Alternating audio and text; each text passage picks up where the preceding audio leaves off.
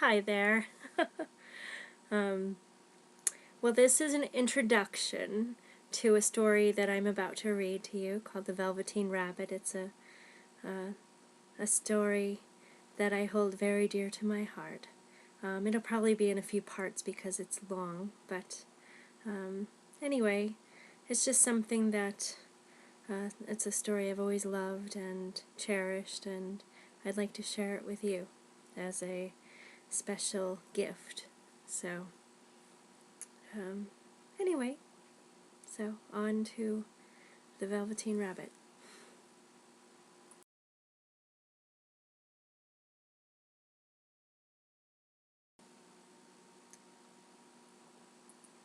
The Velveteen Rabbit.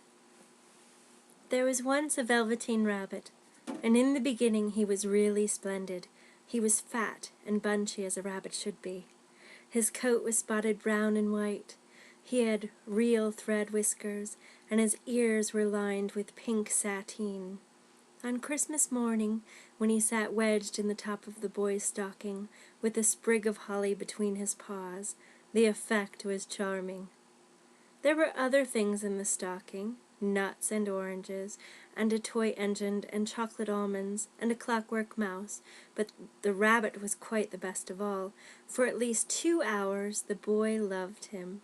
And then aunts and uncles came to dinner, and there was a great rustling of tissue paper and unwrapping of parcels, and in the excitement of looking at all the presents, the Velveteen Rabbit was forgotten.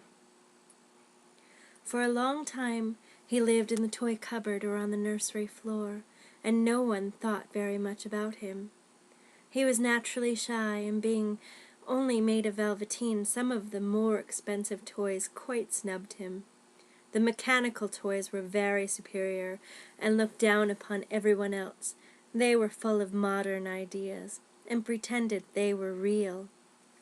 The model boat, who had lived through 2 seasons and lost most of his paint, caught the tone from them and never missed an opportunity of referring to his rigging in technical terms. The rabbit could not claim to be a model of anything, for he didn't know that real rabbits existed.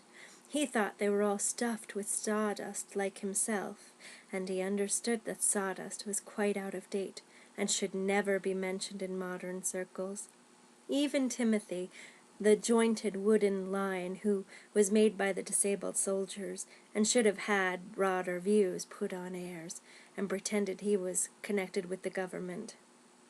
Between them all, the poor little rabbit was made to feel himself very insignificant and commonplace, and the only person who was kind to him at all was the Skin Horse. The Skin Horse had lived longer in the nursery than any of the others. He was so old that his brown coat was bald in patches and showed the seams underneath, and most of the hairs in his tail had been pulled out to string bead necklaces. He was wise, for he had seen a long succession of mechanical toys arrive to boast and swagger, and bit by bit break their mainsprings and pass away. And he knew that they were only toys and would never turn into anything else, for nursery magic is very strange and wonderful, and only those playthings that are old and wise and experienced, like the Skin Horse, understand all about it. "What is real?" asked the rabbit one day, when they were lying side by side near the nursery fender before Nana came to tidy the room. "Does it mean having things that buzz inside you and a stick-out handle?" "Real isn't how you are made," said the Skin Horse. "It's a thing that happens to you. When a child loves you for a long, long time, not just to play with, but really loves you, then you become real." "Does it hurt?" asked the rabbit. "Sometimes," said the Skin Horse, for he was always truthful. "When you are real, you don't mind being hurt." "Does it happen all at once, like being wound up?" he asked, "or bit by bit?" "It doesn't happen all at once," said the Skin Horse. "You become. It takes a long time. That's why it doesn't happen often to people who break easily or have sharp edges or have to be carefully kept. Generally, by the time you are real, most of your hair has been loved off, and your eyes drop out, and you get loose in the joints and very shabby. But these things don't matter at all, because once you are real, you can't be ugly, except to people who don't understand. "I suppose you are real?" said the rabbit. And then he wished he had not said it, for he thought the Skin Horse might be sensitive. But the Skin Horse only smiled. "The boy's uncle made me real," he said. "That was a great many years ago, but once you are real, you can't become unreal again. It lasts for always." The rabbit sighed. He thought it would be a long time before this magic, called real, happened to him. He longed to become real, to know what it felt like, and yet the idea of growing shabby and losing his eyes and whiskers was rather sad. He wished that he could become it without these uncomfortable things happening to him. There was a person called Nana who ruled the nursery. Sometimes she took no notice of the playthings lying about, and sometimes, for no reason whatsoever, she went swooping about like a great wind and hustled them away in cupboards. She called this tidying up, and the playthings all hated it, especially the tin ones. The rabbit didn't mind it so much, for wherever he was thrown, he came down soft. One evening, when the boy was going to bed, he couldn't find the china dog that always slept with him. Nana was in a hurry, and it was too much trouble to hunt for china dogs at bedtime, so she simply looked about her, and seeing that the toy cupboard door stood open, she made a swoop. "Here," she said, "take your old bunny, he'll do to sleep with you." And she dragged the rabbit out by one ear and put him into the boy's arms. That night, and for many nights after, the Velveteen Rabbit slept in the boy's bed. At first he found it rather uncomfortable, for the boy hugged him very tight, and sometimes he rolled over on him, and sometimes he pushed him so far under the pillow that the rabbit could scarcely breathe. And he missed, too, those long moonlight hours in the nursery, when all the house was silent, and his talks with the Skin Horse. But very soon he grew to like it, for the boy used to talk to him, and made nice tunnels for him under the bedclothes that he said were like the burrows the real rabbits lived in. And they had splendid games together in whispers when Nana had gone away to her supper and left the night-light burning on the mantelpiece. And when the boy dropped off to sleep, the rabbit would snuggle down close under his little warm chin and dream, with the boy's hands clasped close round him all night long.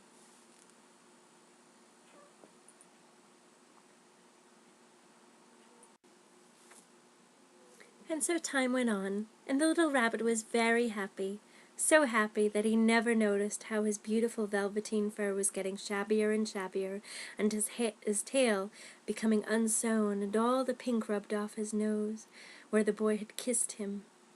Spring came, and they had long days in the garden, for wherever the boy went, the rabbit went too. He had rides in the wheelbarrow, and picnics on the grass, and lovely fairy huts built for him under the raspberry canes behind the flower border. And once, when the boy was called away suddenly to go out to tea, the rabbit was left out on the lawn until long after dusk, and Nana had to come and look for him with the candle, because the boy couldn't go to sleep unless he was there.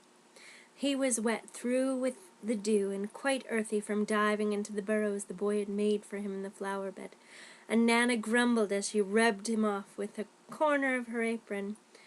"You must have your old bunny," she said. "Fancy all the fuss for a toy." The boy sat up in bed and stretched out his hands. "Give me my bunny," he said. "You mustn't say that. He isn't a toy. He's real." When the little rabbit heard that, he was happy, for he knew that what the Skin Horse had said was true at last. The nursery magic had happened to him, and he was a toy no longer. He was real. The boy himself had said it.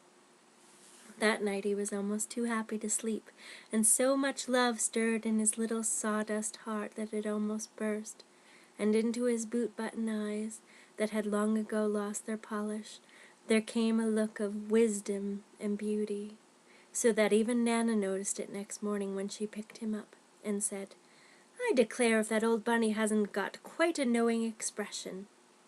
That was a wonderful summer. Near the house where they lived there was a wood, and in the long June evenings the boy liked to go there after tea to play. He took the Velveteen Rabbit with him, and before he wandered off to pick flowers or play at brigands among the trees, he always made the rabbit a little nest somewhere among the bracken, where he would be quite cozy, for he was a kind-hearted little boy, and he liked Bunny to be comfortable.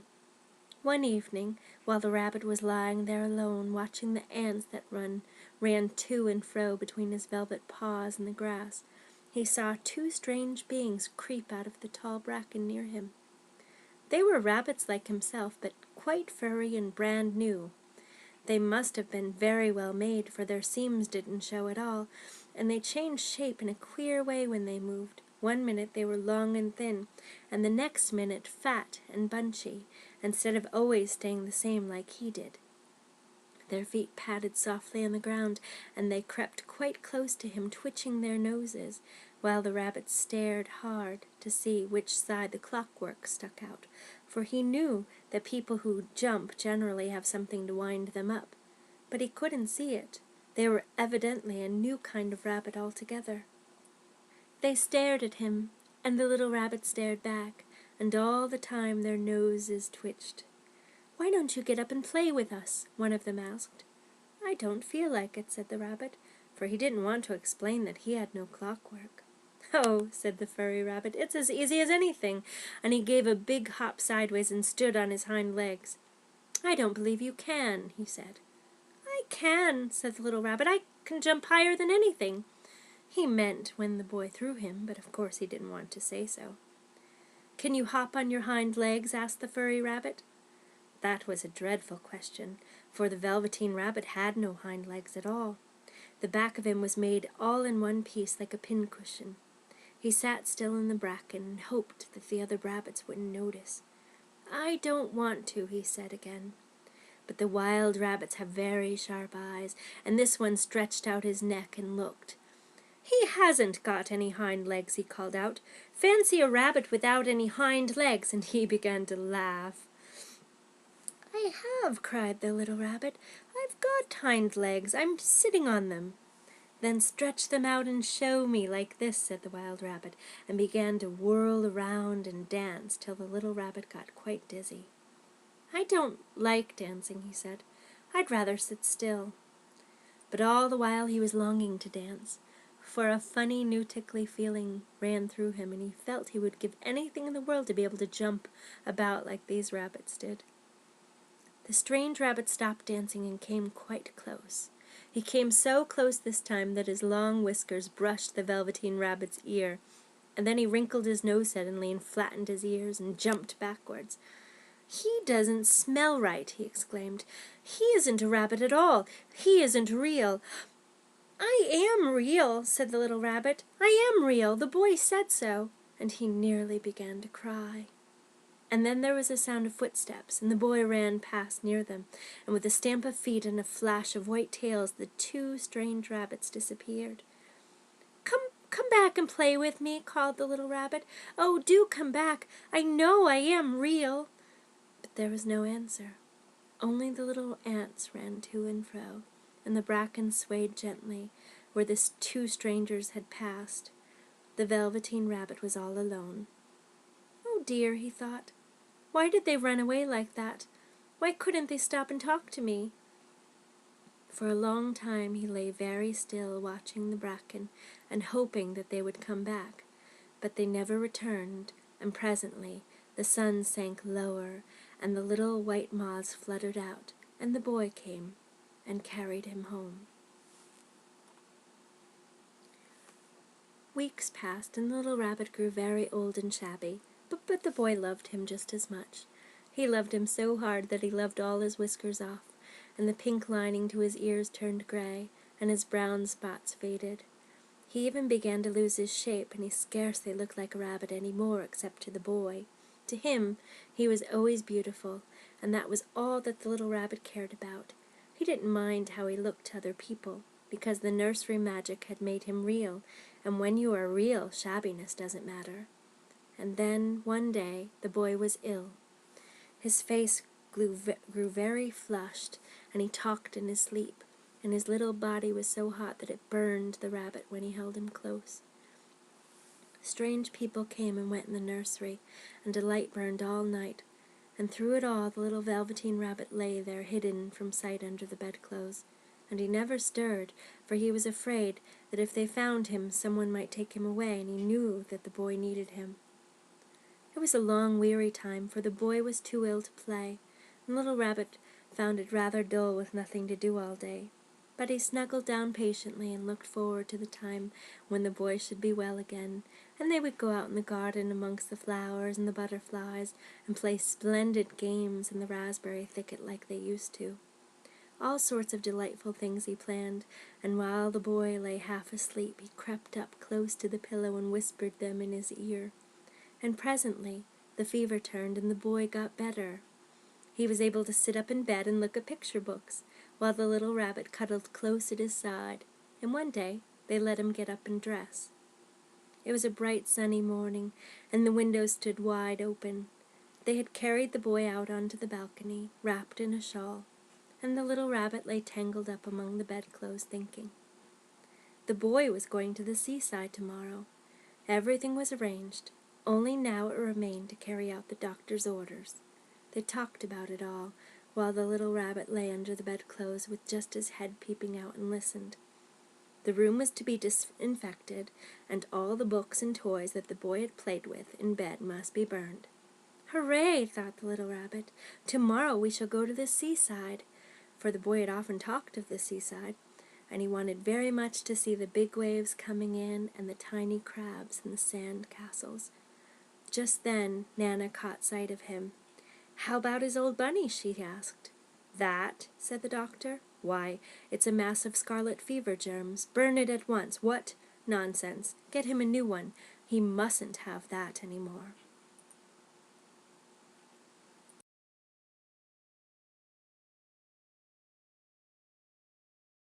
And so the little rabbit was put into a sack with the old picture books and a lot of rubbish, and carried out to the end of the garden behind the fowl house.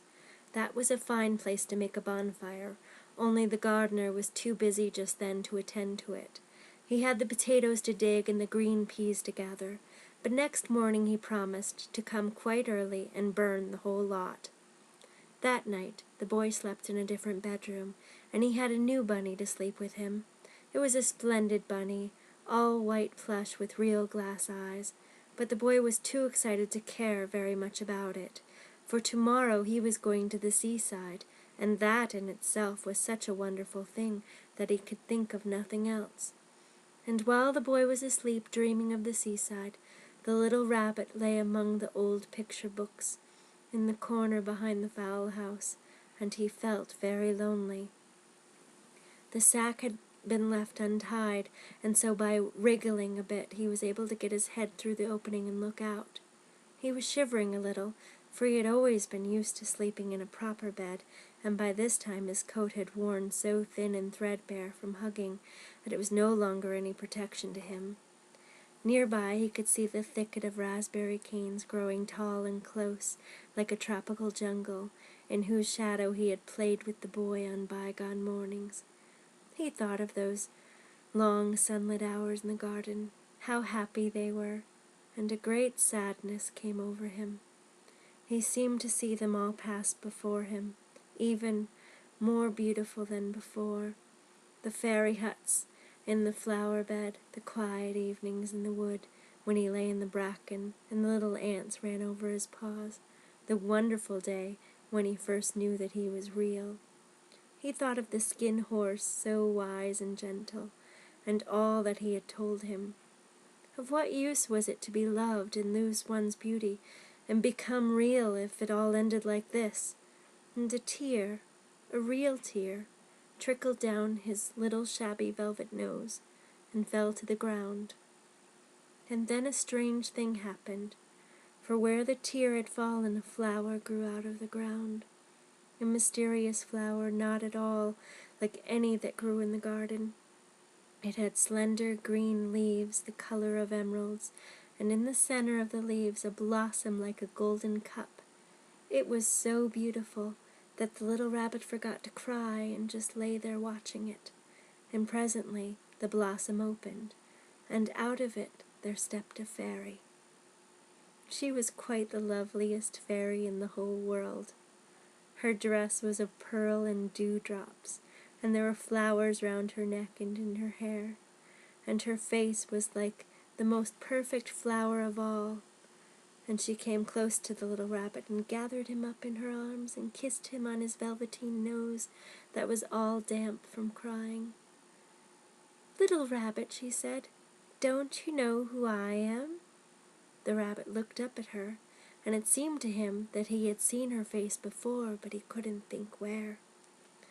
"I am the nursery magic fairy," she said. "I take care of all the playthings that the children have loved. When they are old and worn out, and the children don't need them any more, then I come and take them away with me and turn them into real." "Wasn't I real before?" asked the little rabbit. "You were real to the boy," the fairy said, "because he loved you. Now you shall be real to everyone." And she held the little rabbit close in her arms and flew with him into the wood. It was light now, for the moon had risen. All the forest was beautiful, and the fronds of the bracken shone like frosted silver. In the open glade between the tree trunks, the wild rabbits danced in their shadows on the velvet grass. But when they saw the fairy, they all stopped dancing and stood round in a ring to stare at her. "I've brought you a new playfellow," the fairy said. "You must be very kind to him and teach him all he needs to know in Rabbitland, for he is going to live with you forever and ever." And she kissed the little rabbit again and put him down on the grass. "Run and play, little rabbit," she said. But the little rabbit sat quite still for a moment and never moved, for when he saw all the wild rabbits dancing around him, he suddenly remembered about his hind legs, and he didn't want them to see that he was made all in one piece. He did not know that when the fairy kissed him that last time she had changed him altogether, and he might have sat there a long time too shy to move if just then something hadn't tickled his nose, and before he thought what he was doing he lifted his hind toe to scratch it. And he found that he actually had hind legs. Instead of dingy velveteen, he had brown fur, brown, soft, shiny fur. His ears twitched by themselves, and his whiskers were so long that they brushed the grass. He gave one leap, and the joy of using those hind legs was so great that he went springing about on the turf on them, jumping sideways and whirling round as the others did. And he grew so excited that when at last he did stop to look for the fairy, she had gone. He was a real rabbit at last, at home with the other rabbits. Autumn passed, and winter, and in the spring, when the days grew warm and sunny, the boy went out to play in the wood behind the house. And while he was playing, 2 rabbits crept out from the bracken and peeped at him. One of them was brown all over, but the other had strange markings under his fur, as though long ago he had been spotted, and the spots still showed through. And about his little soft nose and his round black eyes there was something familiar, so that the boy thought to himself, "Why, he looks just like my old bunny that was lost when I had scarlet fever." But he never knew that it really was his own bunny, come back to look at the child who had first helped him to become real. The end.